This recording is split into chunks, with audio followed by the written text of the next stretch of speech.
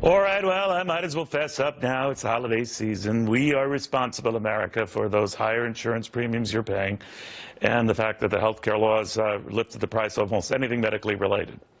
It's the only thing I can figure out, and the president was onto it, saying in an interview in The Atlantic, and I quote here, "The folks who are now Trump supporters, they're responding to a fictional character named Barack Obama, who they see on Fox News or who they hear about through Rush Limbaugh." Now, a man who's going to obviously confess and get the word out as well, Karl Rove, the former deputy chief of staff to President George W. Bush. "I just want to cleanse my soul, Karl, and let people know that I did indeed hike insurance premiums, that I did indeed give them that sticker shock with high deductibles that sometimes run in excess of $5,000. Good. I cleared my conscience. What say you?"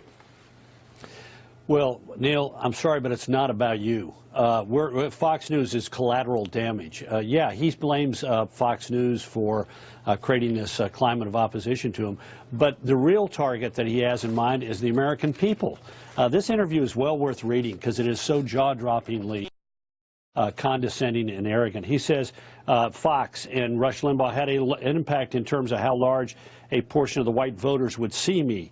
It shaped an entire generation of voters and tapped into their deepest anxieties. He says that we helped activated their fears. He says that as a result, yeah, white people voted for him, and that's okay, but they are people who have now been made afraid and suspicious and fearful because what they're seeing and hearing. In other words, white people are racist if they disagree with me.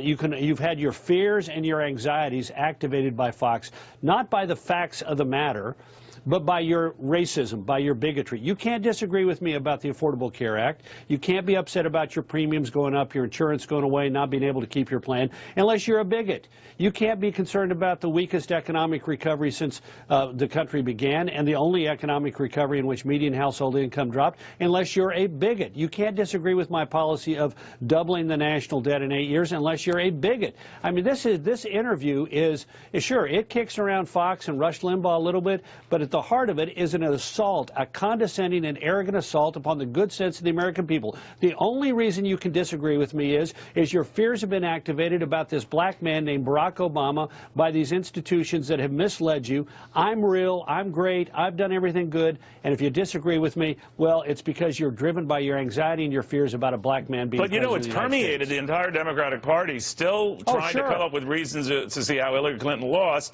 by constantly pointing out the popular vote gap, by constantly saying, you know, it was the Russians, it was hacking, it was lunar eclipses. You know, eventually there has to come a moment where you look at a marionette and say, is there something we did? Because, well, I remember, Carlos, prior to the election, the president kept pounding the point. This was about his legacy. This was about his issues. This was about a lot of the stuff he had done. And then after the fact, no, it wasn't about my legacy. It wasn't about my issues. It wasn't about any of that stuff.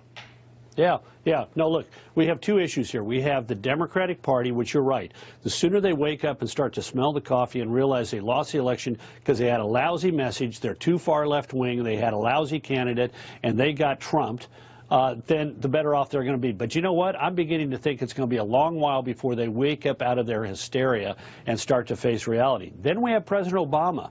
And President Obama is doing what he has done for a long period of time, which is to construct a reality of who you are that says that nobody who opposes him can do so on the basis of a reasonable disagreement about the policy or direction of the country. It's amazing the straw men that keep popping up in here. He says, here's how he describes, you mentioned the Affordable Care Act and about premiums going up and so forth. No, that's not why people oppose the Affordable Care Act. The whole debate about Obamacare, where the whole way in which it got framed was he's trying to take something from you to give free stuff. Now, I don't remember people saying that it was to give free stuff to people. I think it was people were concerned about being in control of their own family's health and about their premiums going up, their policies going away, their doctor being unavailable. But no, that the president says, no, it's about something else completely unrelated to people's real concerns. Well put, Carl. Thank you very much. And as I've been saying here, Carl, it's not about the color of the president's skin, maybe more the thickness of it. Karl Rove, former White House Deputy Chief of Staff, multiple best-selling author. Good seeing you. Merry Christmas.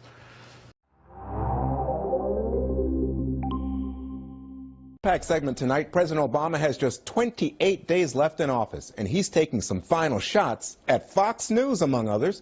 In a new interview with The Atlantic, President Obama says, quote, "If people are angry that somehow the government is failing, then they are going to look to the guy who represents the government." And that applies, by the way, even to some of the folks who are now Trump supporters. They're responding to a fictional character named Barack Obama, who they see on Fox News or who they hear about through Rush Limbaugh, end quote. Compare that to how President George W. Bush responded to his media critics during an interview with Bill O'Reilly in 2010. I spent a lot of time with the media. I harbor no resentment to the media, by the way. Really? Even the people who tried to hurt you and called you a criminal? No, I don't like to be called a criminal, but I think a lot of times the media were just transmitting other voices. Joining us now to analyze, Dana Perino, my co-host on The Five and author of a really fabulous new book, Let Me Tell You About Jasper, which makes a great Christmas gift. I can attest to that. Ah, thank you. You're very welcome. Let me ask you, I think you were there for that interview with Bill O'Reilly. Yeah, so that was in 2010, so it was a couple of years after the president left office, and it was during his book tour for Decision Points. And I remember going there, and the president hadn't done interviews in the intervening time. He had stayed out of the spotlight, as he said he would. And he never wavered on that tone, right? Just to say, I'm not going to worry about negative press that much. Like, he didn't love it, but he had a pretty strong stomach for it. We didn't complain about MSNBC incessantly at the White House. I think that felt a little bit unnecessary. And also, the thing that's amazing now, and especially for President Obama, is the tools that they have at their disposal to talk directly to the American people are just incredible. So he can reach so many more people than would ever watch Fox News with a direct message. Now let me say that President Obama said there's a concentrated vilification of him, not only here at Fox News, but by Rush Limbaugh, and he talked about a conservative echo chamber, Dana. Is that fair? Well, that's certainly how they see it, and I think that they wish that there was a corresponding left-leaning echo chamber, and there just really has not been. However, that said, liberals and left-leaning sort of media, all of Hollywood, pop culture, music, entertainment, well, movies, Dana, what about television, books, well, I was going to say, what about NBC, ABC, CBS? You don't think that the left has their own province? I have a little bit of a different perspective. So as the White House press secretary, when I was in the briefing room, I do believe that the reporters who were in that room tried very hard to be fair. But you cannot control editorials or opinions, and now you have ability for people to opine in all sorts of different ways. But it used to be hard to get an op-ed placed in a newspaper. Now you just put it up on Medium, and maybe you'll get lucky, and somebody will tweet about it. And there's just so many other ways to communicate than we had even in 2008. Now, what I saw when George W. Bush responded, his critics could be vicious. I remember how vicious they could be, especially after the weapons of mass destruction, Iraq, and all the like. But it seems to me like he was like, you know what, I'm going to take the high road here. I'm going to be classy about this. Well, it wasn't just the media, okay? That actually, some of the worst things that he was called were done by Harry Reid, the Senate majority leader at the time, who called him, I think it was a liar and a loser in a time of war, right? So it wasn't just the media who might have given George Bush a hard time. But in the aftermath of Donald Trump's election, and the fact that Trump used alternatives to get around the media, does President Obama's message have added import? Is it different than what President Bush said about his critics? I don't think that's, well, I actually feel like what President Obama said in the Atlantic interview in 2016 is similar to things that he said leading up to the election in 2008. So he's had Fox News as a villain from the beginning. And I think that I feel like the Democrats they haven't reconciled the reason that President Obama personally is very popular in the polls. I mean, it's actually quite remarkable for a two-term president to be up where he is. But they still lost the presidential election, and they're trying to figure out how that can be. How do you reconcile those two things? Yeah, I think he's hurt, and I think he feels, given the Republican victories, not only in the presidential race, but holding on to the Senate and the gubernatorial races, I think he feels responsible, and he's looking for someone to pin the blame on. Well, if he felt responsible, then he wouldn't blame Fox News. Well, all right. But speaking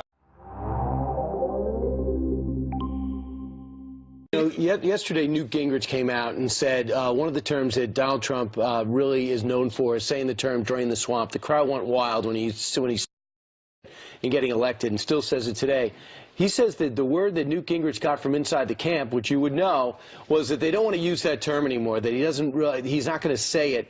And if you look at some of the left are saying they're looking at some of the people in his cabinet, and it doesn't reflect it. Where does "drain the swamp" stack up on things to adhere to in the Trump camp? Look, I think if you had to put them in a chronological order, drain the swamp is probably somewhere down the bottom, as opposed to getting tax reform done, making sure middle-class people have more jobs, making sure we're renegotiating our bad trade deals, ensuring that we're fixing Obamacare, repairing and replacing that, or replacing that and putting in something new. I think at the end of the day, it's about the economy. It's about creating jobs. It's about fixing the bad trade deals. So draining the swamp is a larger narrative, but what it's really about is putting people back to work. We cannot continue to have a 1% growth rate in this country and think we're going to be a global powerhouse anymore. We need to grow the economy. What Donald Trump is saying, and what you saw yesterday, was him meeting with the CEO of Boeing Corporation, saying we're not going to spend $4 billion on an airplane. And Boeing Corporation has come out and said, we agree with you. We can do it for less. He's not even the president yet, and he's already renegotiating our deals that were bad deals before he got into office. That's what the people elected him to do. That's what he's going to do. I don't think people knew he was going to take such meticulous personal attention to particular deals. And in this case, people sitting out there, whether it's the Boeing deal or the Carrier deal, they go, yeah, hope he keeps doing that. Now, Corey, you're up in New Hampshire right now, where you're from, where your family is, to celebrate your Christmas.